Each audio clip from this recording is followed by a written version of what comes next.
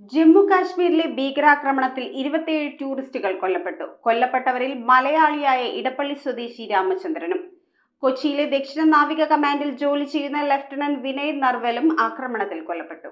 ജമ്മു കാശ്മീരിലെ പഹൽഗാമിൽ നടന്ന ഭീകരാക്രമണത്തിൽ 27 ടൂറിസ്റ്റുകൾ കൊല്ലപ്പെട്ടു. കൊല്ലപ്പെട്ടവരിൽ ഇടപ്പള്ളി സ്വദേശിയുമുണ്ട്.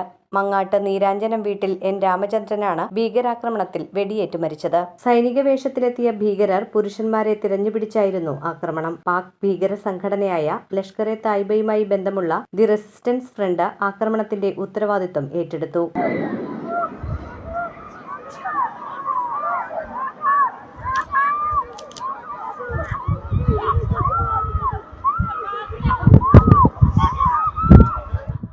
തിങ്കളാഴ്ച രാവിലെയാണ് രാമചന്ദ്രൻ കുടുംബസമേതം കൊച്ചി വിമാനത്താവളത്തിൽ നിന്ന് ഹൈദരാബാദ് വഴി കാശ്മീരിലേക്ക് പോയത്. ഭാര്യയ്ക്കും മകൾക്കും മകളുടെ 2 കുട്ടികൾക്കുമൊപ്പമായിരുന്നു യാത്ര. ട്രക്കിങ്ങിനു പോയ രാമചന്ദ്രനും മകളുമാണ് ഭീകരരുടെ മുന്നിൽപ്പെട്ടത്. മകളുടെ മുന്നിൽ വെച്ചാണ് രാമചന്ദ്രന് വെടിയേറ്റത്. ഹൃദയ സംബന്ധമായ അസുഖമുള്ളതുകൊണ്ട് രാമചന്ദ്രന്റെ ഭാര്യ ട്രക്കിങ്ങിന് പോയിരുന്നില്ല. മകളുടെ കുട്ടികളും രാമചന്ദ്രന്റെ ഭാര്യയ്ക്കൊപ്പമായിരുന്നു. BJP സ്ഥാനാർത്ഥിയായി ജില്ലാ കൗൺസിൽ തിരഞ്ഞെടുപ്പിൽ മത്സരിച്ചിട്ടുള്ള രാമചന്ദ്രൻ പിന്നീട് ദുബായിലായിരുന്നു ജോലി ചെയ്തിരുന്നത്. തിരിച്ചെത്തിയ ശേഷം നാട്ടിൽ തന്നെയായിരുന്നു. കൊച്ചിയിലെ ദക്ഷിണ നാവിക കമാൻഡിൽ ജോലി ചെയ്യുന്ന ലഫ്റ്റനന്റ് വിനയ് നർവലും ഭീകരാക്രമണത്തിൽ കൊല്ലപ്പെട്ടിരുന്നു. News bureau, Kochi.